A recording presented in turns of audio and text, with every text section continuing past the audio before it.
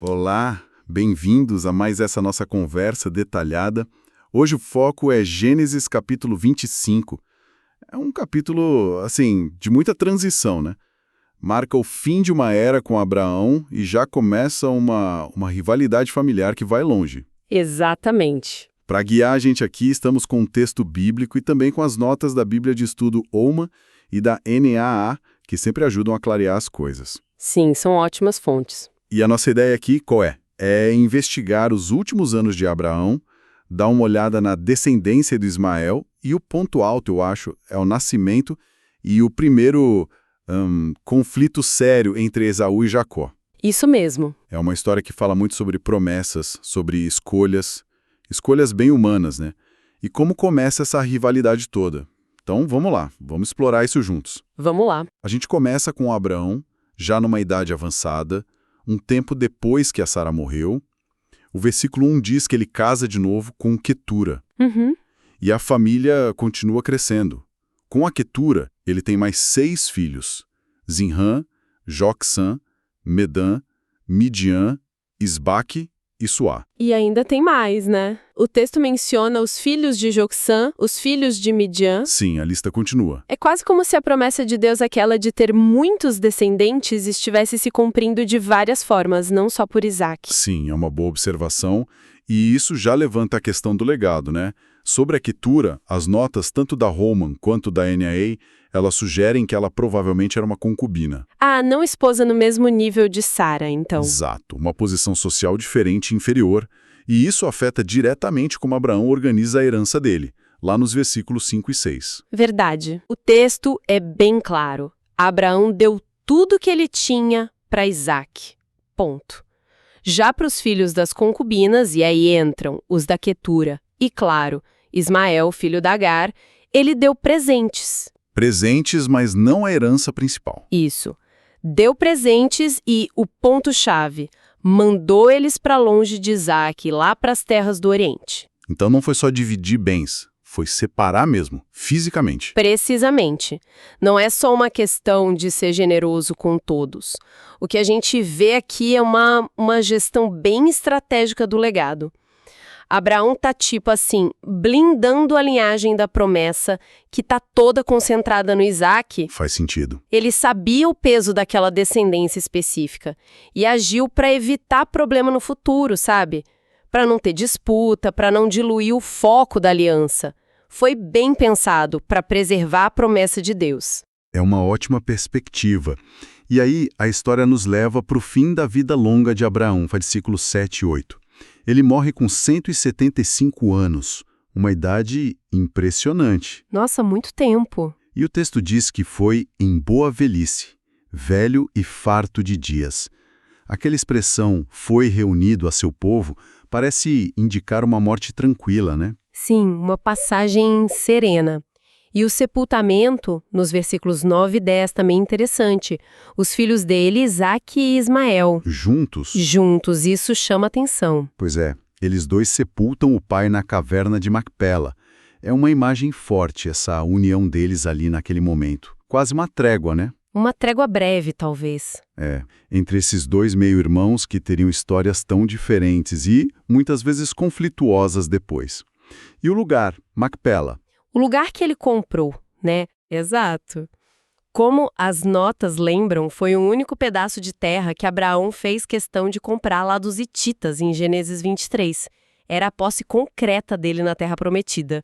Enterrá-lo ali reforça a ligação daquela terra com a linhagem da promessa, mesmo que a conquista total ainda viesse depois. Entendi. Bom, fechado o capítulo de Abraão, a narrativa dá uma pausa na história principal para detalhar quem foram os descendentes de Ismael, o filho de Abraão com Agar, a egípcia. Está lá no versículo 12. Uhum. E a estrutura aqui é curiosa.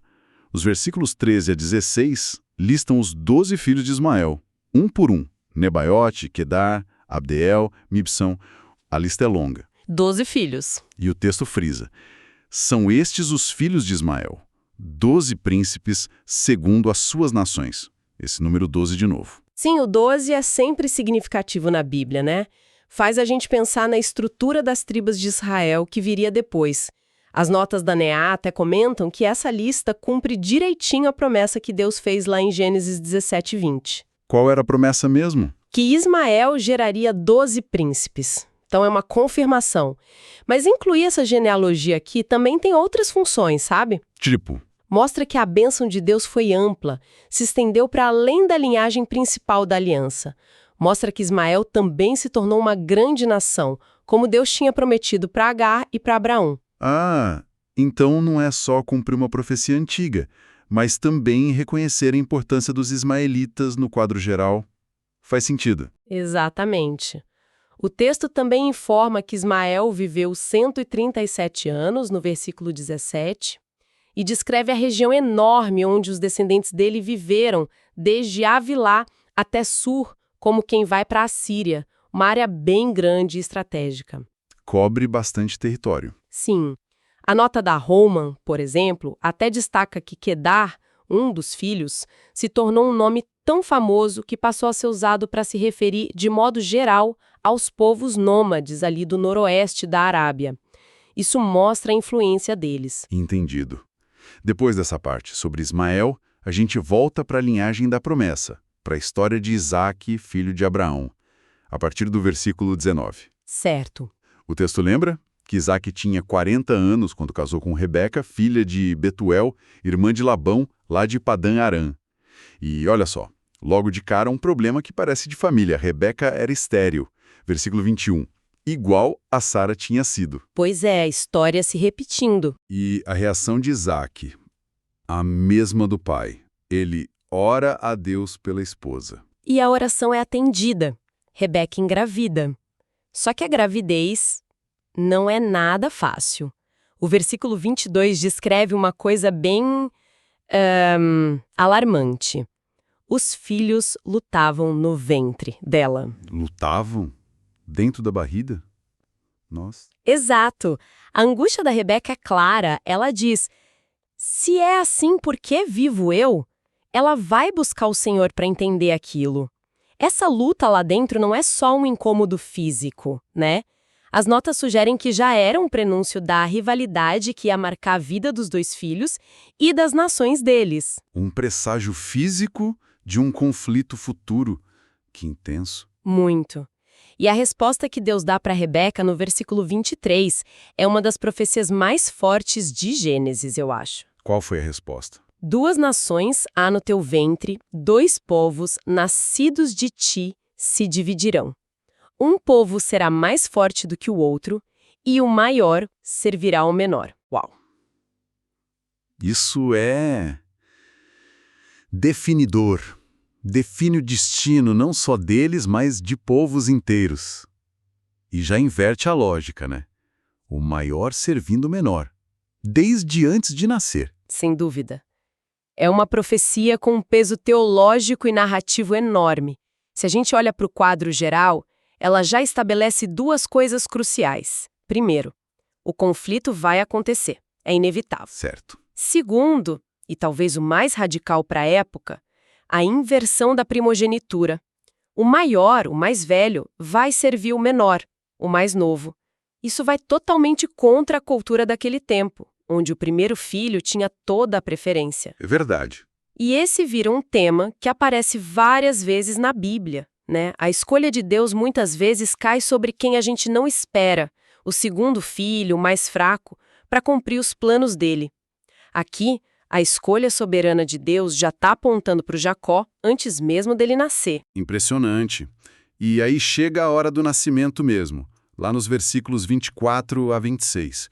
A descrição é bem gráfica. Sim, bem visual. Primeiro nasce um bebê ruivo, algumas traduções falam vermelho, e muito peludo, como uma veste de pelos, diz o texto. Deram o nome de Esaú. Logo em seguida vem o irmão. E a imagem é forte. A mãozinha dele está agarrada no calcanhar do Esaú. Agarrado no calcanhar? Por causa disso, chamaram ele de Jacó. O texto ainda diz que Isaque já tinha 60 anos quando eles nasceram. E os nomes, como quase sempre em Gênesis, não são por acaso, né? Esaú parece vir da palavra hebraica para peludo, sear, descrevendo como ele era. Faz sentido pela descrição. E Jacó vem de Akeb, que é calcanhar. Só que essa coisa de agarrar o calcanhar também era uma expressão idiomática. Significava enganar, passar a perna, suplantar. Ah, então o nome já tinha uma carga negativa?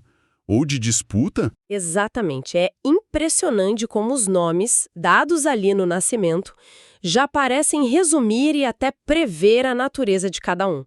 Esaú, o cara mais físico, talvez mais impulsivo, e Jacó, o suplantador, que vai usar de estratégia, de manobra para conseguir o que quer. E essa diferença fica clara quando eles crescem, né?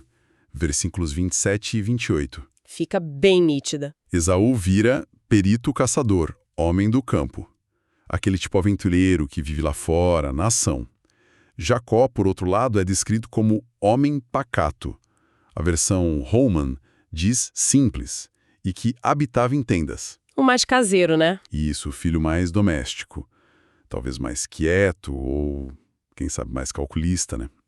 E para piorar a situação, a preferência dos pais é dividida. Ah, isso complica tudo. Diz o texto, Isaque amava Esaú, porque se saboreava de sua caça. Rebeca, porém, amava Jacó. Essa combinação é a receita para confusão, né? Temperamentos opostos e ainda por cima favoritismo dos pais. Isaac gosta do Esaú pelo resultado prático do que ele faz, a caça. Uma ligação mais externa, talvez. Pela comida gostosa? É. E Rebeca gosta do Jacó, o filho que fica mais por perto, talvez mais envolvido nas coisas da casa, e a gente vai ver como ela vai ser fundamental nas estratégias do Jacó depois. Essa divisão no afeto dos pais não é um detalhe qualquer. Com certeza criou ressentimento, moldou como eles interagiam, preparou o terreno para a briga feia que fecha o capítulo. E que briga, hein? O capítulo termina com aquele episódio famoso da venda da primogenitura, versículos 29 a 34. Um momento crucial. A cena começa de um jeito simples. Jacó está lá cozinhando um guisado, provavelmente lentilhas, né? Pela cor que mencionou depois. Sim, um guisado avermelhado. Aí chega Esaú voltando do campo, cansado, faminto. A primeira coisa que ele fala para o Jacó é por impulso, desespero quase. Me deixa comer um pouco desse negócio vermelho aí porque eu tô exausto. O foco no vermelho é interessante. Muito. E Jacó, que não é bobo nem nada, percebe na hora a fraqueza do irmão, vê a chance. E a resposta dele é direta, até chocante. Então me vende hoje o seu direito de primogenitura. Que ousadia! Pedir isso em troca de um prato de comida? Pois é, e é importante entender o que isso significava.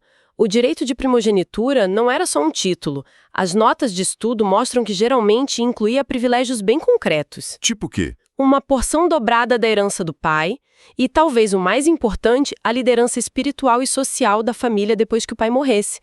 Era uma posição de honra, de responsabilidade, tinha um peso enorme para o futuro. Jacó estava mirando alto. Nossa, era muita coisa em jogo. E a resposta do Esaú, no versículo 32, diz tudo sobre ele, né? Tô quase morrendo aqui, para que me serve esse direito de primogenitura? Exatamente. É o retrato da visão curta. O foco total na necessidade física do momento. A fome apagou qualquer pensamento sobre o futuro, sobre o valor daquilo que ele tinha. E Jacó ainda pede um juramento para garantir, esperto ele. Muito esperto. E Esaú jura. Troca o direito dele por uma refeição. Aí Jacó dá para ele pão e o tal guisado de lentilhas. O texto até faz questão de ligar esse episódio com outro nome de Esaú. Por isso se chamou Edom, lá no versículo 30. Edom significa vermelho. Ah, por causa do guisado vermelho. Que marcante. Sim. E a conclusão da história no versículo 34 é muito forte. Esaú comeu e bebeu, levantou-se e saiu. Assim, desprezou Esaú o seu direito de primogenitura. A palavra desprezou é chave aqui. É dura, é condenatória. Esse desprezou parece ser a avaliação final do narrador sobre a atitude de Esaú. Certo? Com certeza. As notas da NA, por exemplo, ligam isso lá com o livro de Hebreus, capítulo 12, que depois descreve Esaú como profano ou impuro. Por quê? Justamente por ter trocado um direito sagrado por uma única refeição. Então não foi só fome, foi algo mais profundo. A perspectiva bíblica sugere que sim, que a impulsividade dele foi uma espécie de cegueira espiritual, existencial. Ele trocou um destino, uma herança com significado para o futuro, por um prato de comida. É um exemplo pequeno de como viver só pro agora pode anular um futuro grandioso. É um contraste muito forte com Jacó. Nítido. A impulsividade imediatista de Esaú contra a astúcia focada no futuro de Jacó, mesmo que essa astúcia seja meio oportunista aqui, né? Nesse momento, aquela profecia que Rebeca recebeu começa a se realizar, pelas próprias ações dos irmãos. Uau! Que mergulho intenso nesse capítulo 25 de Gênesis. Vamos só recapitular rapidinho o que a gente viu. Acompanhamos o final da jornada de Abraão, a forma como ele gerenciou o legado para deixar Isaac como o herdeiro principal da promessa. Isso. Vimos a descendência de Ismael se formando, cumprindo outra promessa de Deus. E o ponto central, testemunhamos o nascimento já tenso de Esaú e Jacó, que culminou naquela troca chocante da primogenitura. Uma troca que revela muito do caráter de cada um. E que lança as bases para toda a história que vem depois, né? Exatamente. E os temas que apareceram são muito fortes e continuam relevantes. A fidelidade de Deus cumprindo promessas, mesmo por caminhos que a gente não espera. A complexidade das famílias, com bênçãos e tensões lado a lado. A rivalidade entre irmãos. Intensificada pelo favoritismo dos pais, uma dinâmica bem disfuncional e talvez o mais forte nesse capítulo, as consequências das nossas escolhas. O contraste entre buscar satisfação imediata e ter uma visão de longo prazo. O impulso contra a valorização do que é duradouro, espiritual. Personificado ali na troca entre Esaú e Jacó. E isso deixa a gente com uma última provocação para pensar vinda direto da história de Esaú. Ele desprezou algo de imenso valor por uma necessidade do momento. A pergunta que fica é até que ponto um momento de fraqueza ou a busca por satisfazer um desejo imediato, ou mesmo a falta de visão de futuro, até que ponto isso pode realmente definir ou desviar o rumo de uma vida inteira? E o legado que a gente deixa? Uma pergunta profunda. É algo para a gente levar e pensar no peso das nossas próprias escolhas, né? No dia a dia.